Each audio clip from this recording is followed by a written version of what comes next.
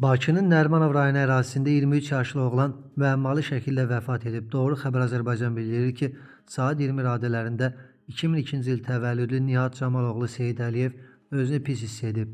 O xəstəxanaya aparılarkən yolda ölüb. Nihat Seyid Əliyevin hansı səbəbdən öldüyü hələlik məlum deyil. Faktla bağlı araşdırma tədbirlərinə başlanılıb.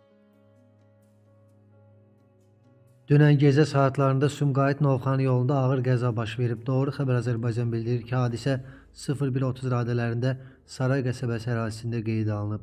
Belə ki, Heybət Talıboğlu Əliyev Volkswagen markalı avtomobillə yolu keçmək istəyən 1968-ci il təvəllüdlü Rəşid Zeydulloğlu Fərzullayev vurub.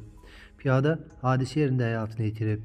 Baş vermiş ölüm faktı və hadisə ilə bağlı Abşeron rayon polis idarəsində cinayət işi başlanaraq ibtidai istintaq aparılır.